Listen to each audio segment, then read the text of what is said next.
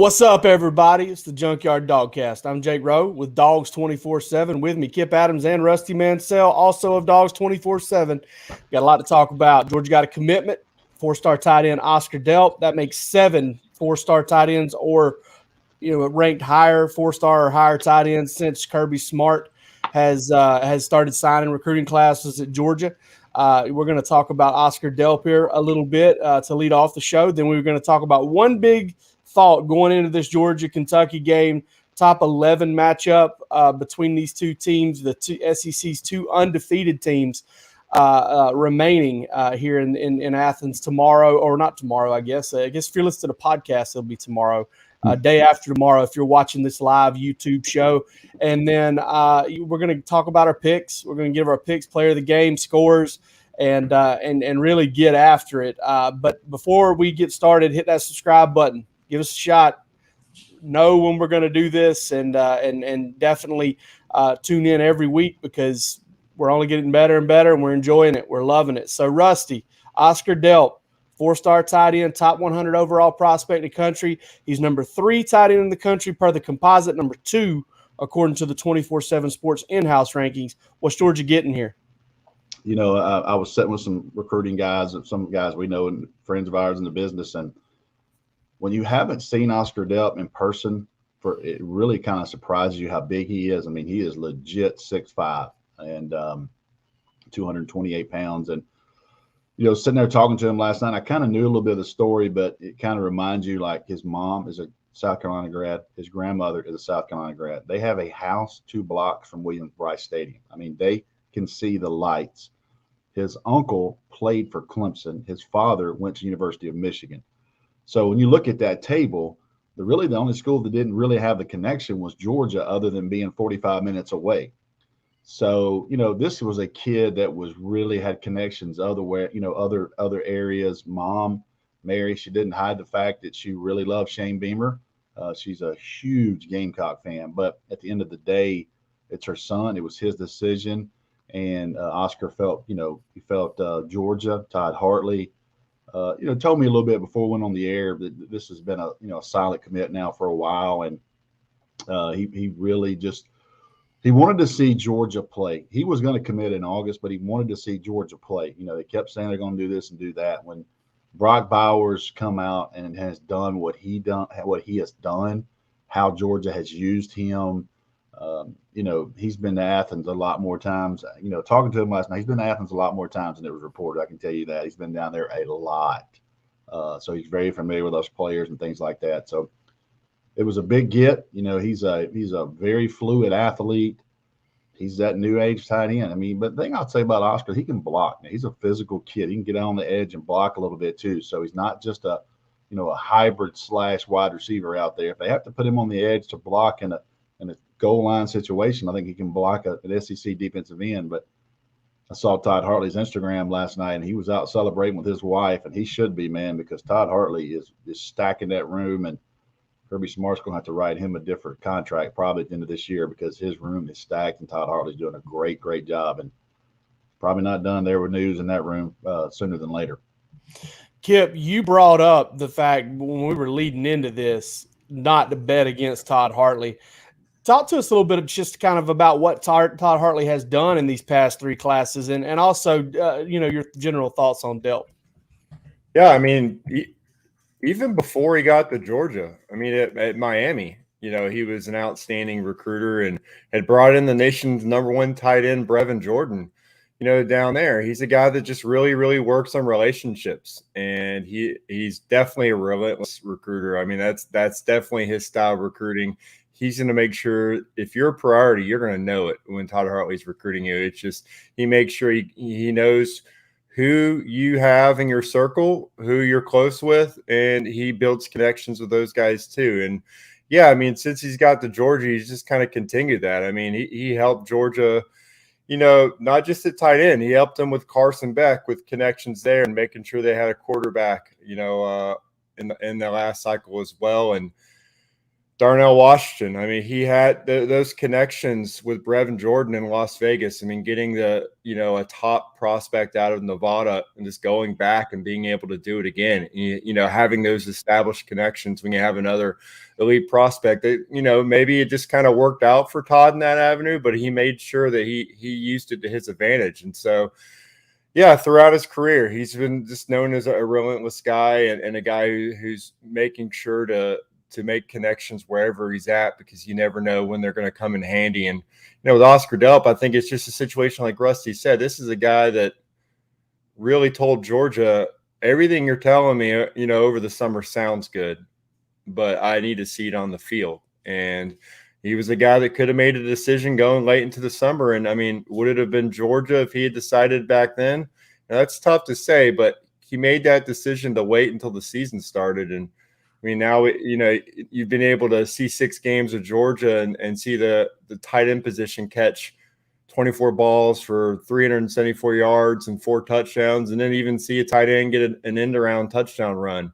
I don't think that you can make a much better pitch to a prospect than how that Georgia's used to tight end and Todd Monken's offense so far this year. So, I think it made that decision, with each week, as he said, it made it a lot easier for him. And, the only thing I'll say about, as far as him as a player and getting that style of tight end, it's tough for him because now Brock Bowers has kind of set the bar unbelievably high.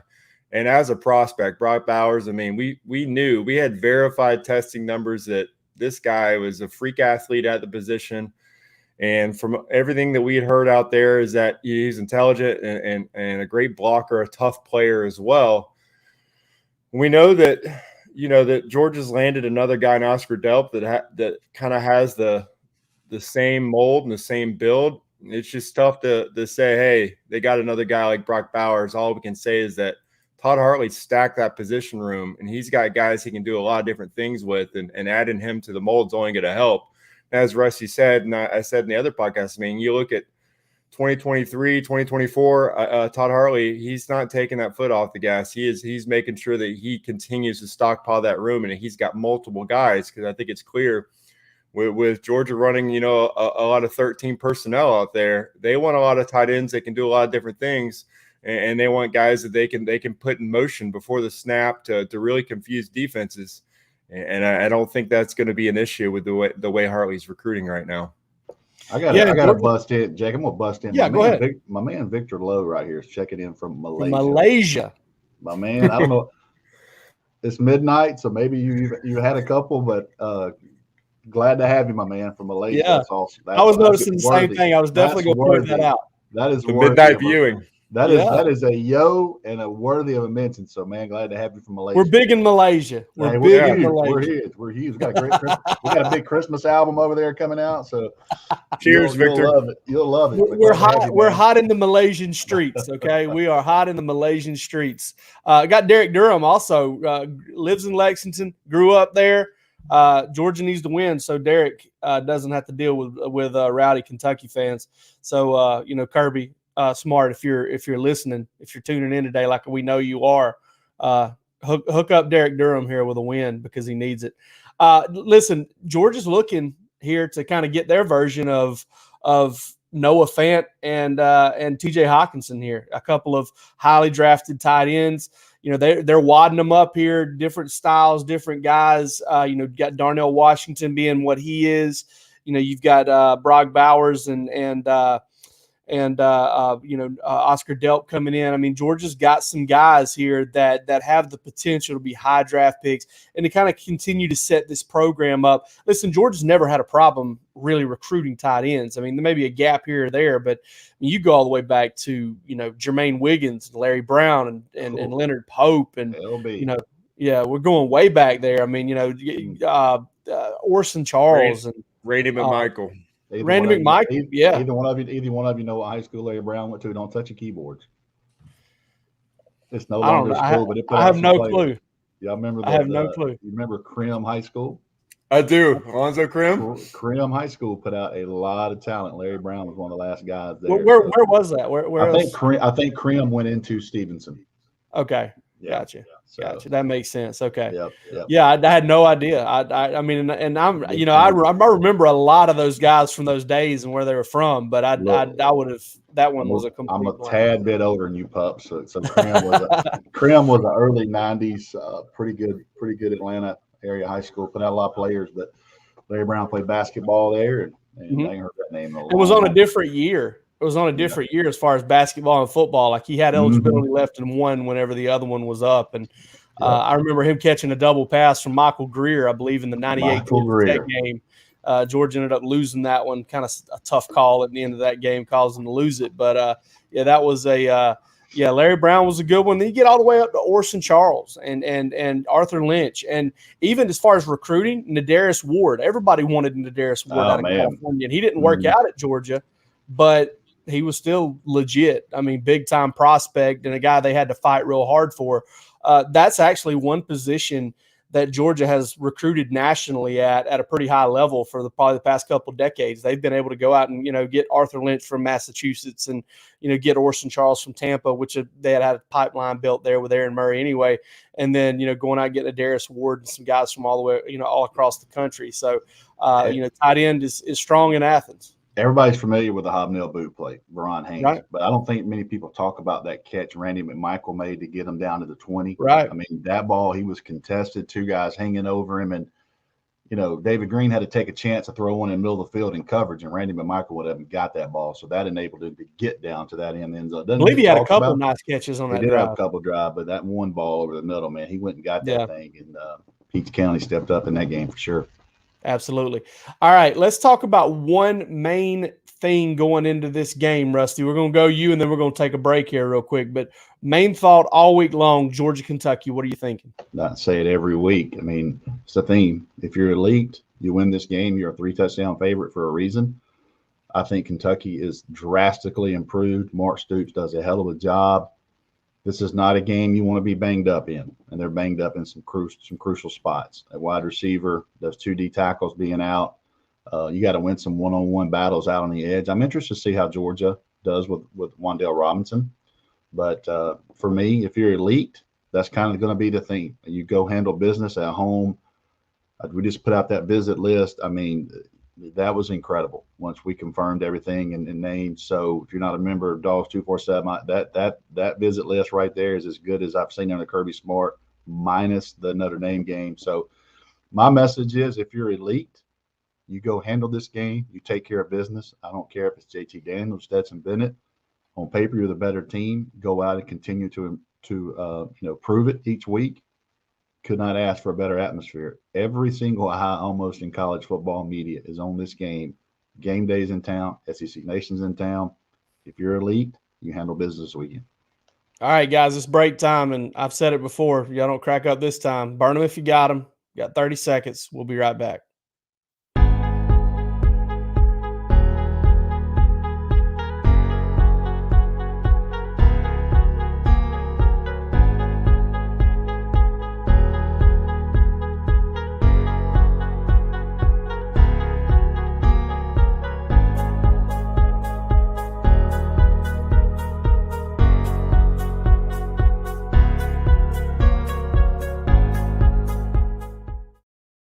All right, Kip, you are up, okay? Thoughts going into this game all week long. Something consistent that you felt all week about this game.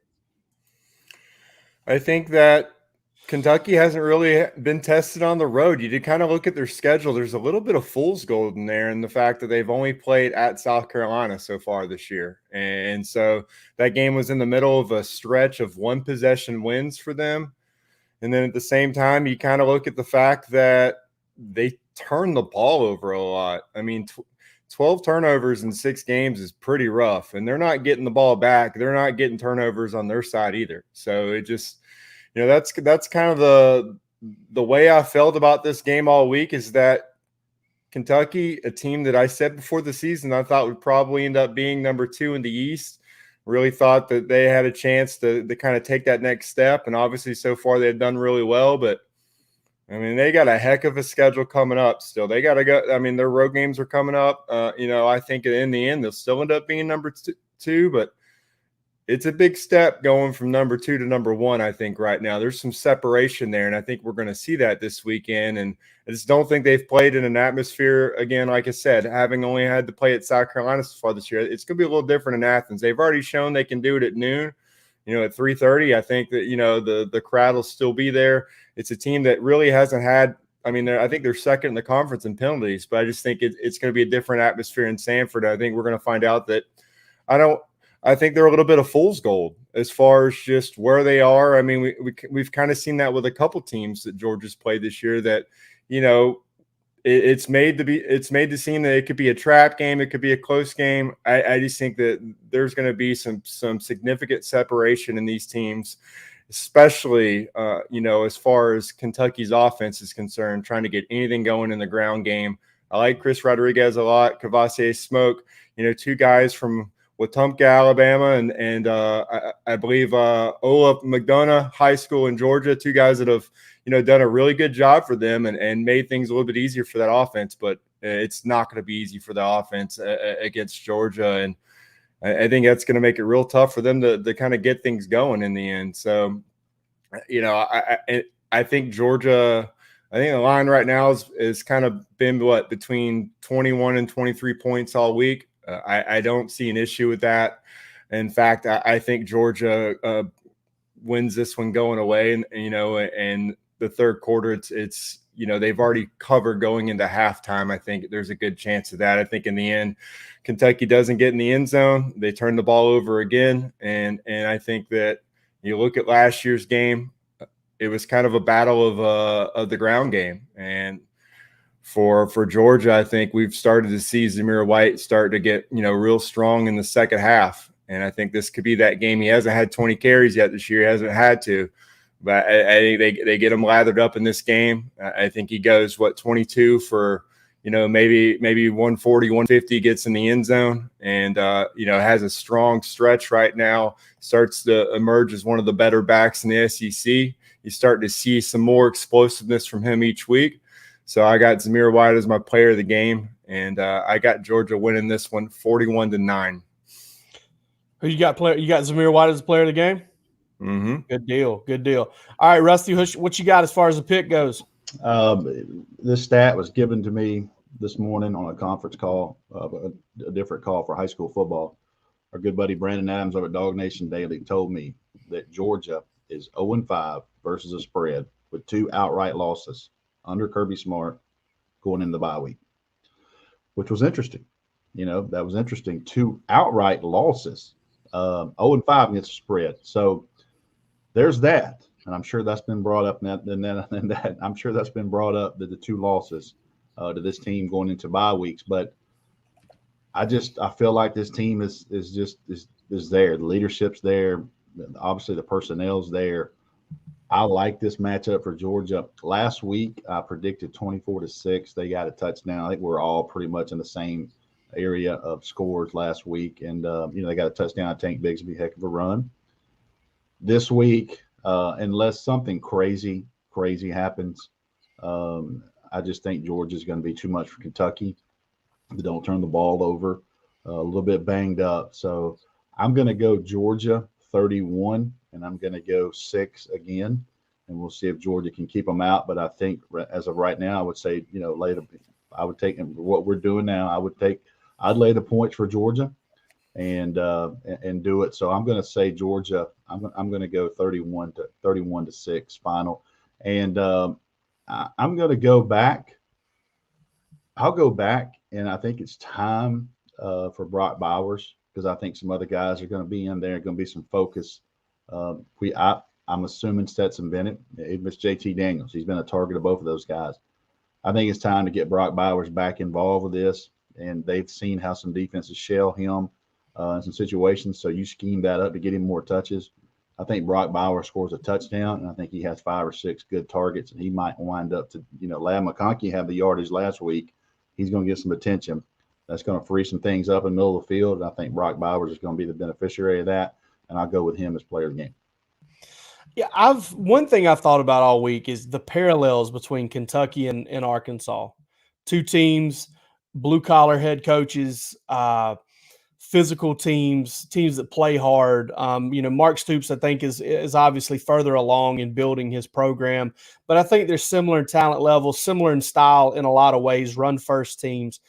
You kind of get the picture there. And listen, I have a lot of respect for teams like that. I got a lot of respect for Sam Pittman. Got a lot of respect for Mark Stoops. I think both of them are doing an incredible job at schools where it's not super easy to do an incredible job. It's not super easy to win a lot of games. And if you would have told somebody 5, 6, 7 years ago, hey, Arkansas and Kentucky after 6 games in the 2021 season, those teams are going to be combined 10-2 with one of those losses being an incredibly competitive game with Arkansas. So I think these two teams are so similar. And I think the result ultimately is going to be pretty similar too, but for different reasons. One, Kentucky's beat up on the defensive line, and that's just not where you want to be beat up against Georgia. So is Kentucky going to have to try and borrow from the secondary, borrow from the rest of the defense to try and not die by 1,000 cuts against Georgia like Arkansas did?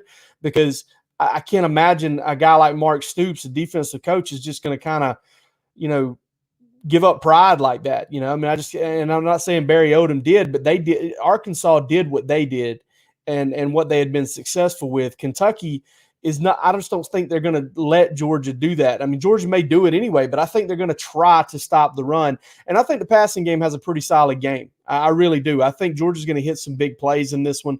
I think Kentucky is going to pay the price for having to come up and stop the run. And, I really like, I don't care if it's JT Daniels or Stetson Bennett. Both of them have proved that they can stretch the field. And, be interesting to see what Georgia ever does with a 4-quarter game as far as explosive play goes. You see those explosive play stats, and most of them don't take into account the fact that 20-plus minutes of basically every game, Georgia's letting the air out of the football and, running it into the teeth of big boxes because they're trying to get out of town. And, I think Georgia's going to be a little healthier at receiver this week. I've tossed around a couple scores this week, but I think Kentucky's going to get a touchdown late in this one. I think Kentucky's run game, as physical as it is going to find a way to kind of mash out a drive, maybe in the early to mid fourth quarter, and figure out a way to score a touchdown. And I think they're going to get one score early. It's just not going to be a touchdown.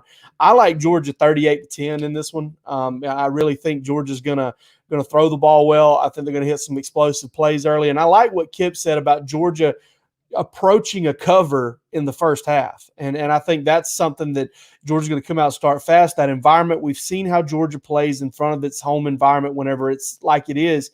And it was that way to an extent for UAB because it was the home opener. It was that way for South Carolina because it was a night game. It was that way for Arkansas because Kirby Smart asked for it.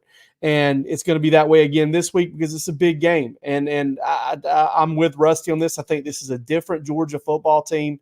And I also think that, what I had a bettor tell me a little while back that's kind of stuck with me is there's one team every year that you just kind of ride them no matter what. They buck all the trends. They cover. They win you money.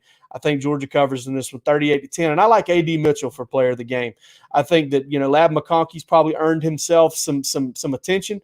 I think Brock Bowers has earned himself some attention. So pick your poison, and it's going to be A.D. Mitchell is the guy who maybe has a game kind of like South Carolina, maybe an extra catch or two to get him to that 100-yard mark. But I think he'll be the player of the game. And I think you're going to have 2 or 3 Georgia tailbacks right there over 50 yards.